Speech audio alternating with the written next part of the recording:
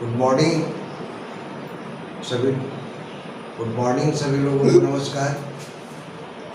और बताइए 2-3 दिन आप लोगों का गैप हुआ और हाँ तबीयत ठीक हुआ है। अब क्लास जो है ऊपर वाले क्लास अब चलेगी। मित्रों आज हम लोग टीडीटी के चारों राइटर की चर्चा शुरू कर रहे हैं आज से। और एलिजाबेथन दौर का जो सबसे महानतम राइटर है शेक्सपियर, उसके बारे में थोड़ी सी इंफॉर्मेशन जो बोर्ड पर लिखी गई है उसको आप नोट कर लें।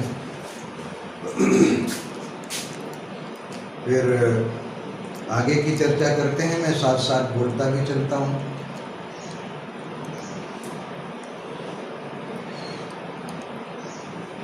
शेक्सपियर के बारे में जितना भी कहा जाए उतना कम है,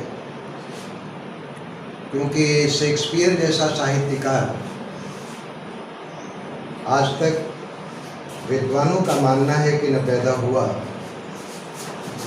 और न होने की संभावना है। तो आज शेक्सपियर की आज से लेकर के 15-20 दिनों तक शेक्सपियर की चर्चा होगी। और मैं आपको बता दूं शेक्सपियर के जो 10 प्ले प्रेस्क्राइब्ड हैं यूजीसी के द्वारा, जिसमें से प्रश्न पूछे जाते हैं हर एग्ज़ाम में, उसकी डिटेल में चर्चा होगी। बाकी और जो प्ले हैं उसमें जो कुछ इम्पॉर्टेंट लाइंस हैं और जो कैरेक्टर हैं उसके बारे में संक्षेप में हम लोग चर्चा करेंगे। और विस्तार से उसके 10 प्ले की चर्चा होगी, जिसमें शॉर्ट समरी भी मैं प्ले की बताऊंगा और इम्पॉर्टेंट स्पोर्ट्स क्या है, उस संबंधित नाटक के साथ में उस नाटक का स्रोत क्या है, सोर्स क्या है, इसके बारे में, क्योंकि यही सब चीज़ें जो है एग्ज़ाम में पूछी जाती हैं। तो Shakespeare is called national poet of England. England का इसे राष्ट्रीय कवि भी कहते हैं। और इसको एक दूसरा एपिथेट मिला है बार्ड ऑफ एवन, जिसको सिंपली द बार्ड भी कहा जाता है। और he was the greatest writer in English language. अंग्रेजी साहित्य के महानतम लेखक के बारे में अगर बात की जाए तो शेक्सपियर का नाम आता है। और इसके साथ साथ वर्ल्ड्स ग्रेटेस्ट ड्रामेटिस्ट, न केवल अंग्रेजी साहित्य का बल्कि विश्व साहित्य का महानतम नाटककार हुआ है। लेकिन एक चीज़ का विशेष तौर पर ध्यान रखना चाहिए, वो ये कि much of early life of Shakespeare is matter of conjuncture. Shakespeare के बारे में जो प्रारंभिक जीवन की चर्चा है उसके बारे में ज़्यादातर अनुमानगत बातें हैं। It is a matter of conjecture but scholars agree. लेकिन विद्वान एक बात के ऊपर सहमत है, he was born on 23rd April 1564। 23 अप्रैल 1564 को शेक्सपियर का जन्म हुआ था स्ट्रैटफर्ड गांव में, जो कि एवन रिवर जो वारविकशायर में है उसमें बहती है। तो उसके किनारे पर स्ट्रैटफर्ड नाम का एक गांव है। उस गांव में 23 अप्रैल 1564 को शेक्सपियर का जन्म हुआ था। And according to Christian customary tradition he was baptized on 26th of April 1564। ईसाईयत की एक परंपरा है कि बच्चा जब जन्म लेता है तो उसके जन्म के तीसरे दिन उसका चर्च में बैप्टाइजेशन किया जाता है। बैप्टाइजेशन का मतलब होता है नामकरण। यहाँ एक चीज़ का ध्यान रखिएगा कि कुछ किताबें आपको स्ट्रैटफर्ड अपॉन एवन कहती हैं, जो कि गलत है, क्योंकि 99% इंग्लिश स्कॉलर शेक्सपियर के बारे में जो स्टडी करने वाले हैं, स्कॉलर हैं, जिसमें सबसे पहला नाम उसका जो फर्स्ट बायोग्राफर है निकोलस रो, उसने भी स्ट्रैटफोर्ड-ऑन-एवन का ही जिक्र किया है। तो Stratford is a village situated on the bank of river Avon which is tributary of Severn river. Severn नदी की सहायक नदी है एवन, और एवन के किनारे पर बसा हुआ एक गांव जिसका नाम स्ट्रैटफोर्ड है। वहाँ पर 23 अप्रैल 1564 को शेक्सपियर का जन्म हुआ। His father was John Shakespeare. Nicholas Ray states that he was famous glove maker. He was glover. Nicholas Rowe कहते हैं कि जॉन शेक्सपियर, जो शेक्सपियर के पिता थे, वो ग्लव बनाने का, दास्तानें बनाने का काम करते थे, और उनको पहली बार स्ट्रैटफोर्ड गांव में मिस्टर की उपाधि दी गई थी। His mother was Mary Arden. She was daughter of an affluent farmer. वो एक ख्याति प्राप्त किसान की बेटी थी, मेरी Ardern. At the age of 18, he married 26-year-old Anne Hathaway. अपने से 8 वर्ष उम्र में बड़ी एन हैथवे से 18 वर्ष की उम्र में शेक्सपियर ने विवाह किया था। और एक प्रमाण मिलता है, the consistory court, the marriage was solemnised in consistory court of diocese of Worcester. Worcester के डायोसेस कहते हैं, ईसाइयत की जो बड़ी पीठ होती है उसको डायोसेस कहते हैं। वारचेस्टर के डायोसेस में शेक्सपियर का एन हैथवे के साथ विवाह संपन्न हुआ था। And marriage license was issued on 27 November 1582। I hope that you must have taken down the information that has already been written on the board. Now let's go further. लिख चुके हूँ आप लोग, तो फिर मैं इसको मिटा दूँ और कुछ और भी इंफॉर्मेशन हम लोग लिखते चलें।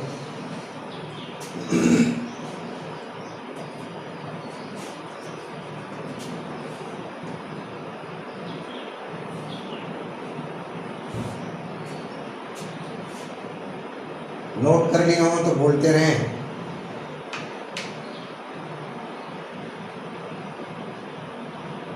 चलो,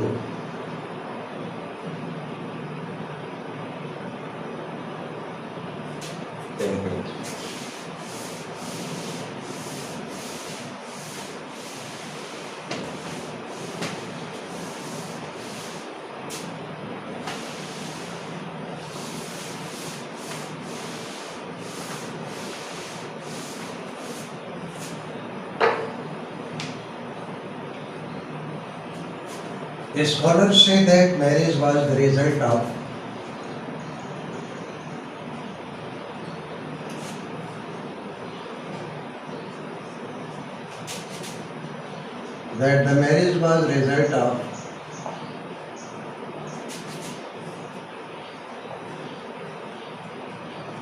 illicit relation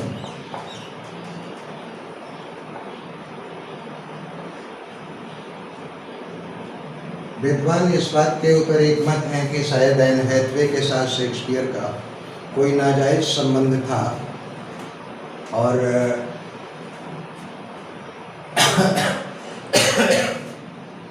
because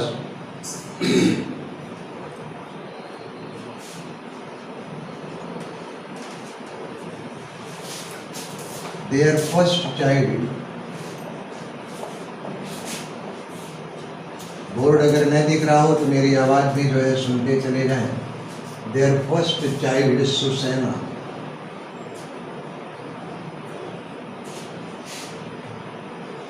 सुसैना was born on 23rd May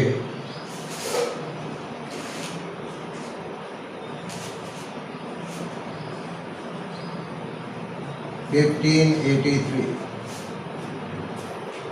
क्योंकि शादी के 6 महीने के बाद 23 मई 1583 को एन हैथवे और शेक्सपियर की पहली बेटी सुसैना का जन्म हुआ in 1585. Their twin child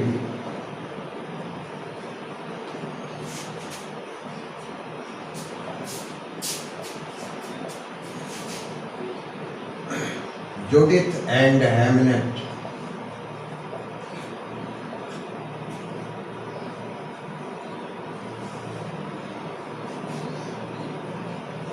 were born.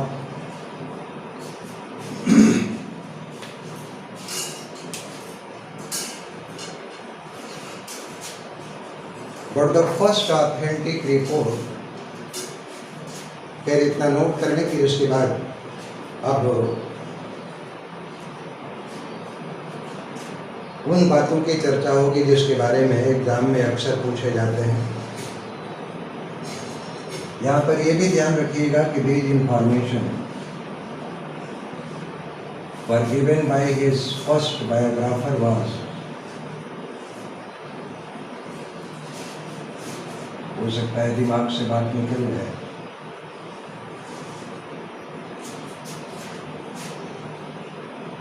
Nicholas show. प्रश्न पूछा गया है ये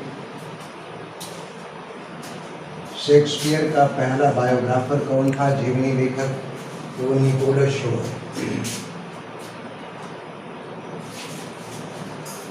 शेक्सपियर डायड ऑन,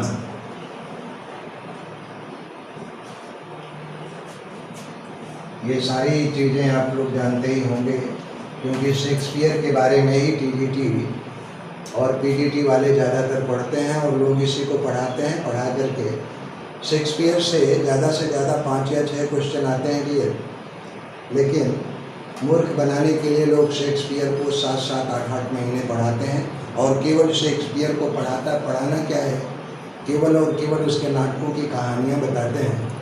शेक्सपियर क्या है जिसके बारे में चर्चा होगी, थोड़ा सा मैं भी प्रयास करूँगा।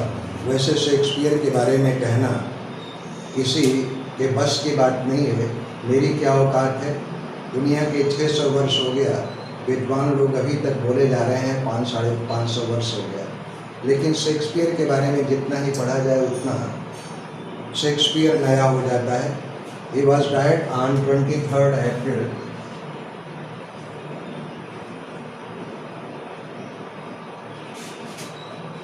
1660.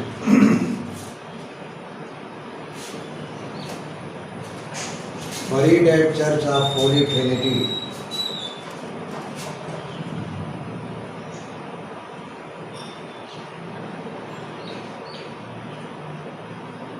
At Church of Holy Trinity.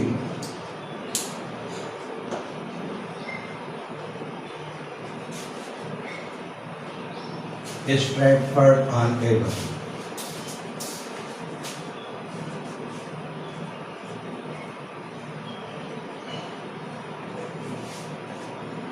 तेईस मई सन 1616 को उसकी मृत्यु होती है और उसको दफन किया जाता है Holy Trinity Stratford on Avon. Stratford on Avon में एक चर्च है जिसका नाम है होली ट्रिनिटी, उसमें उसको दफन किया गया था। मिटा रहा हूँ फिर आगे लिख रहा हूँ।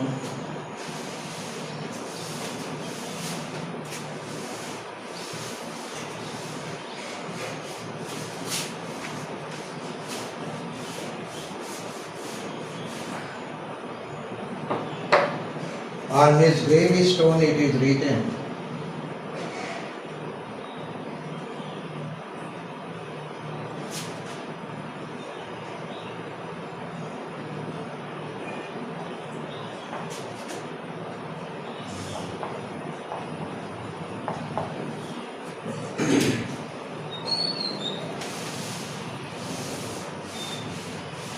उसके कब्र के शिलालेख पर स्ट्रैटफोर्ड गांव के ही किसी रस्टिक पोएट ने कुछ पंक्तियां लिखी थी। माफ़ कीजिएगा, वो पंक्तियां शेक्सपियर ने नहीं लिखी हैं जो मैं लिखने जा रहा हूँ। गुड फ्रेंड्स फॉर जीसस से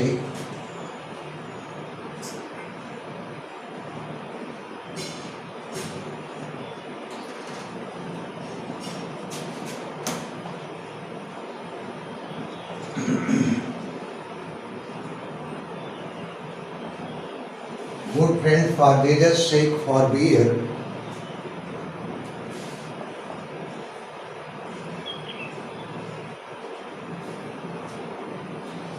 To dig the dust enclosed here.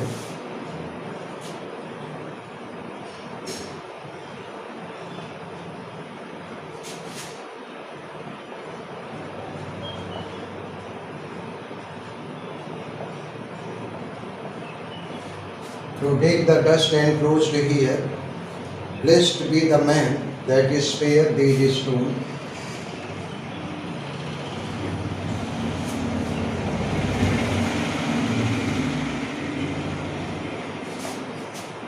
That is spare these stone, and cursed be he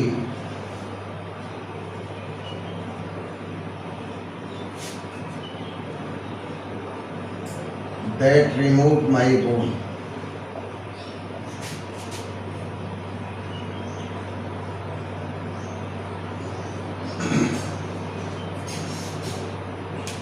और इसके बाद शेक्सपियर की अस्थियों को निकाल करके पोएट्स कॉर्नर में भी जो है दफन किया गया, लेकिन मूल जो कब्र है वो स्टैटफोर्ड ऑन एवन में ही है।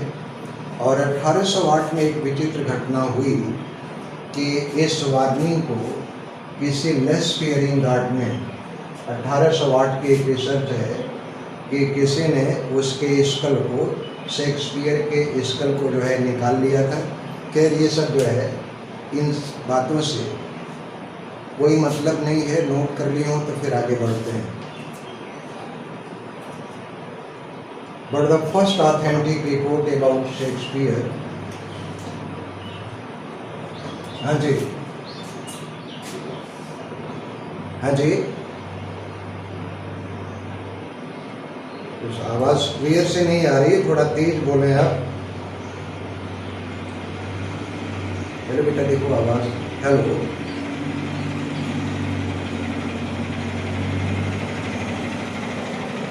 अच्छा अच्छा अच्छा। Good friends, for Jesus sake फॉरबियर।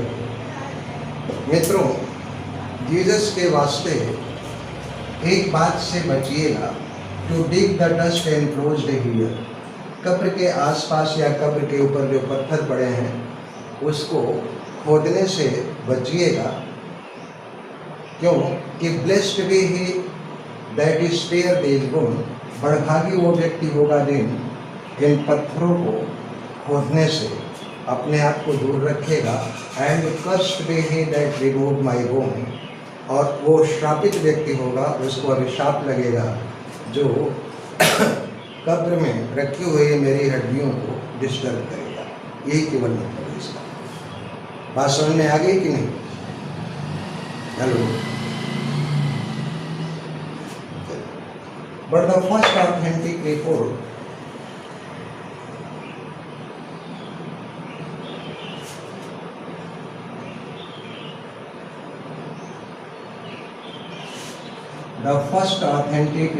about Shakespeare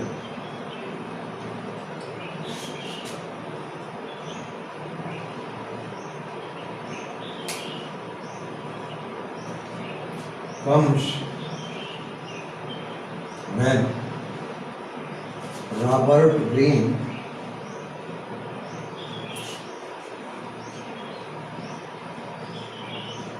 wrote a derogatory pamphlet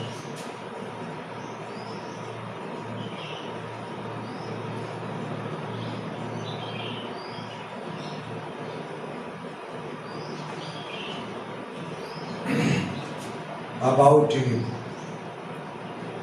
लेकिन पहली प्रामाणिक रिपोर्ट शेक्सपियर के बारे में तब आती है जब रॉबर्ट ग्रीन ने एक डेरोगेटरी पम्फलेट लिखा था about him under title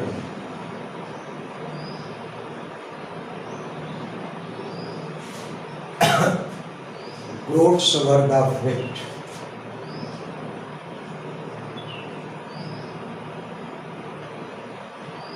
Grote worth of wit. Wit कहते हैं बुद्धि को, और ग्रोट वास्तव में एलिजाबेथ दौर में जो सबसे छोटा सिक्का होता था उसको ग्रोट कहते थे, जिसको हम किच्ची कहते हैं, बहुत छोटी। विट कहते हैं बुद्धि को, धेले भर की बुद्धि। और ये ध्यान रखिएगा कि नोट में नोट कर लीजिएगा, he wrote this pamphlet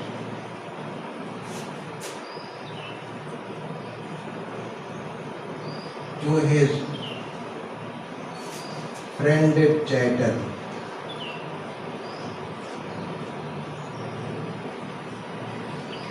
Robert Greene ने ये रिमार्क अपने मित्र चैटल को लिखा था, who published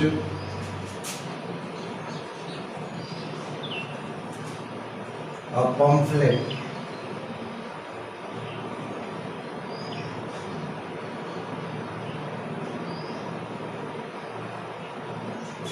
under title Groat Worth of Wit,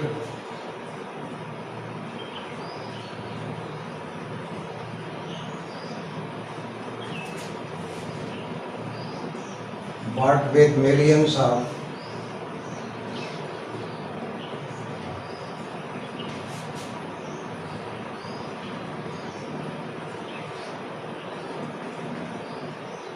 repentance.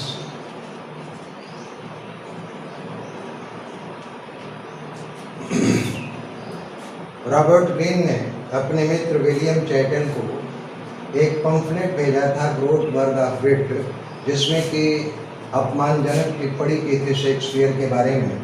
और विलियम चैटल ने वो पत्र एक पंफलेट के रूप में प्रकाशित करवाया था, जिसका टाइटल था groat worth of wit, bought with millions of repentance. और उसमें क्या लिखा था इसके बारे में जान लें, नोट कर लिए हों तो फिर जो है आगे लिख दो, मैं नोट कर लें।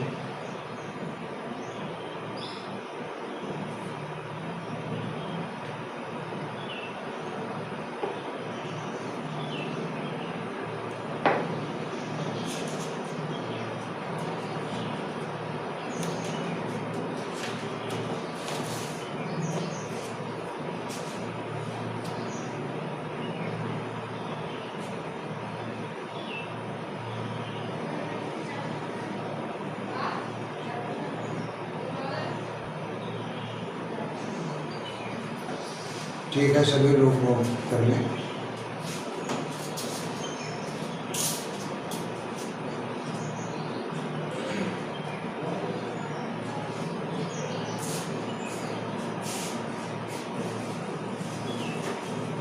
ये जरा कम है।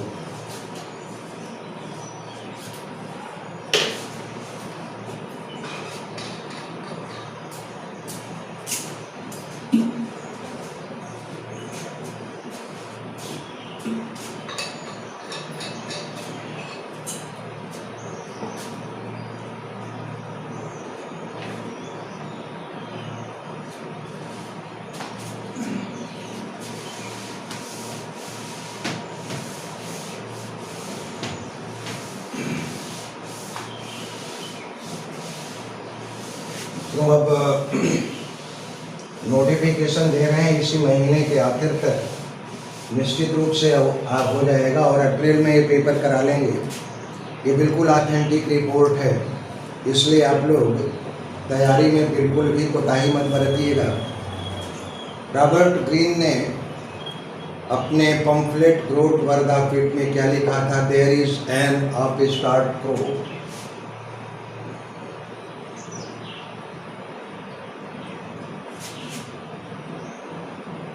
an upstart crow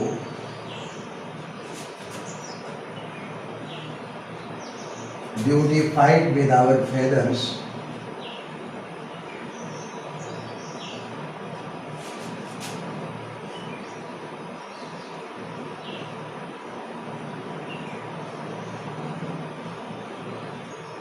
upstart crow beautified with our feathers that with his tiger's heart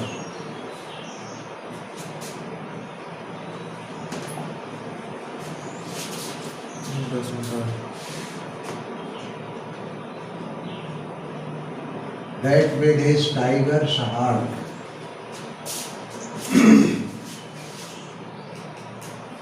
wrapped in a player's hide,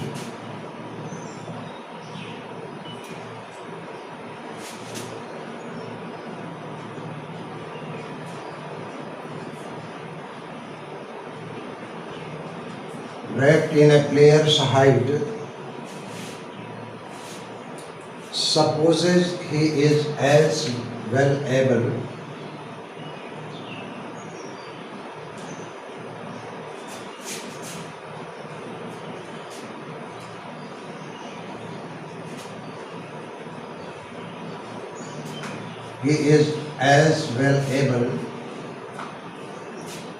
to bombast out blank verse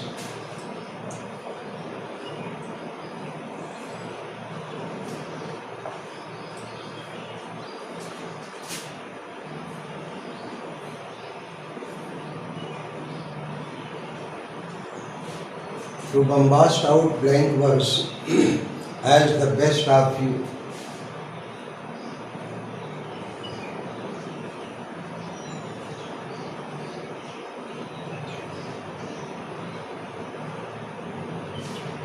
To bombast blank verse as the best of you, and being an absolute John, and being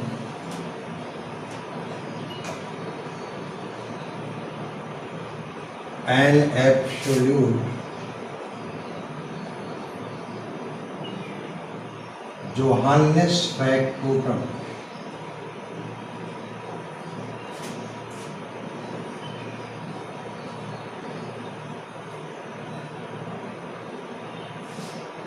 Absolute Johannes Factotum is in his own conceit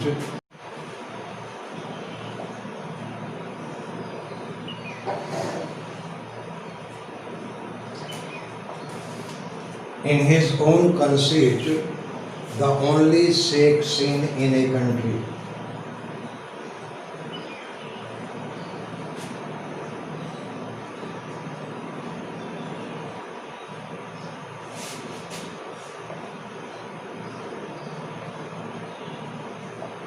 ये बातें लिखी थी green ने अपने मित्र William chattel को। क्या इसका अर्थ भी बताना होगा?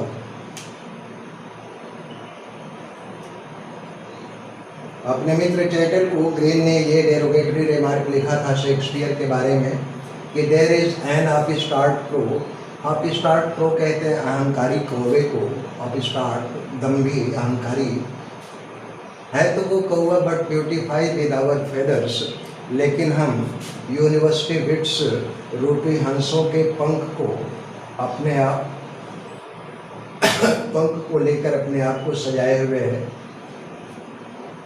That with his tigers heart wrapped in a players hide. और ये कि वास्तव में है तो उसके भीतर शेरों जैसा दिल, लेकिन अपने आप हाइट कहते हैं खाल को, लेकिन खुद को एक नाटककार के खाल में छुपाए हुए है।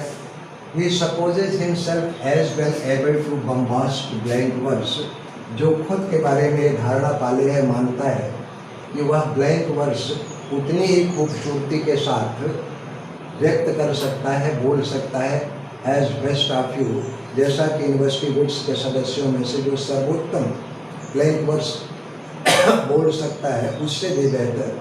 And being an absolute Johannes factotum. वास्तव में ये लैटिन प्रोवर्ब है। जोहानेस फैक्टोटम का मतलब होता है jack of all trade, jack of all trade, Johannes factotum. और जो खुद को जोहानेस फैक्टोटम मानता है, यानी कि ट्रेजेडी हो, कॉमेडी हो या रोमांस हो या फिर पोएम हो, सबके बारे में ये मान करके चलता है कि सभी साहित्य की विधाओं के ऊपर उसका समान अधिकार है। Is in his own conceive कहते हैं अहंकार को, जो खुद के अहंकार में इतना डूबा हुआ है। लेकिन the only shake scene, shake scene का मतलब आप सीन आप समझ लें, जो बिल्कुल बेहुदा प्रदर्शन करता है, जैसे कि कोई देहाती व्यक्ति को। ये रॉबर्ट ग्रीन के चैटल को लिखी गई पंक्तियों का मतलब था। लेकिन एक चीज़ का ध्यान रखिएगा, नोट कर लिया हूँ तो फिर आगे बढ़ें।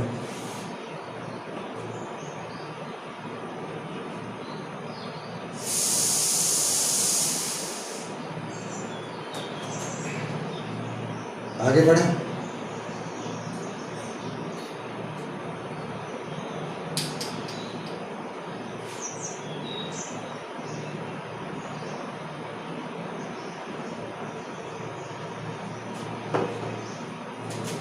वो भी कर लें।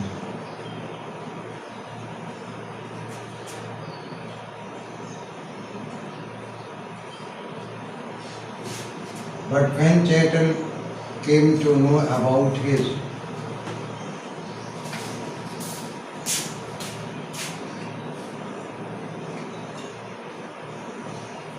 versatility,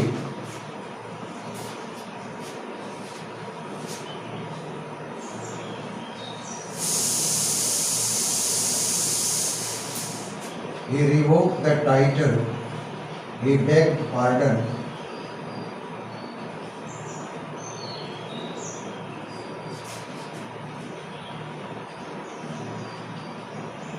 From Shakespeare,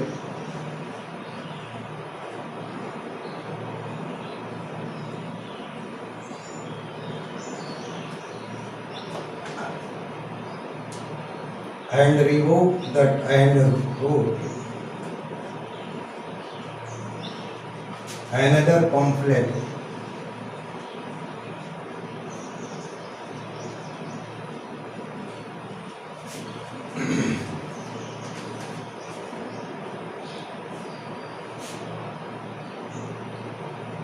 A Kind Heart's Dream.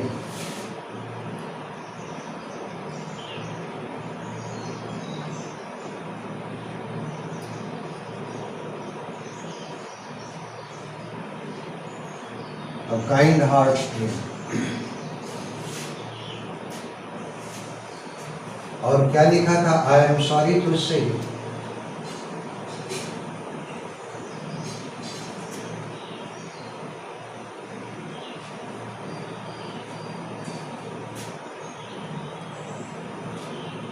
that the original fault had been mine.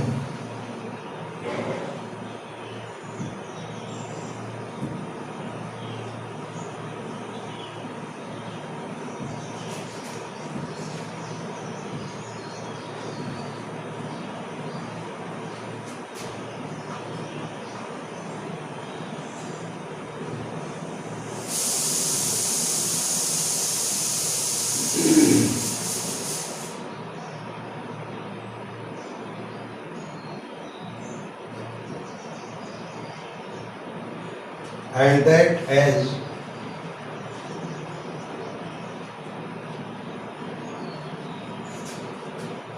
as far Shakespeare's demeanor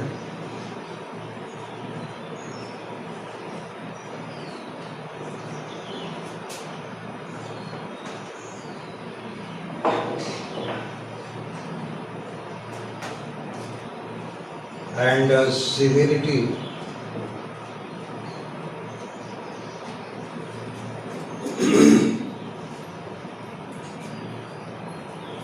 he is no less civil than any of us.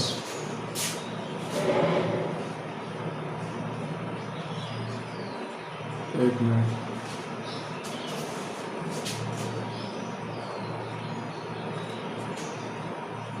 Than any of us. और बाद में जब Shakespeare की बहुमुखी प्रतिभा से परिचय हुआ chattel का, तो उसने शेक्सपियर से क्षमा भी मांगी और एक दूसरा पम्फलेट लिखा था जिसका टाइटल था अ काइंड हार्ट्स ड्रीम, और उसमें लिखा था आई एम सॉरी टू से, ये कहते हुए मुझे बेहद अफसोस है that the original faults have been mine, ये गलती जो मैंने शेक्सपियर के बारे में पम्फलेट में लिखा था ये ग्रीन की ना हो करके नहीं रही है। And as for Shakespeare demeanour and civility, और जहाँ तक शेक्सपियर की सभ्यता और उनके तौर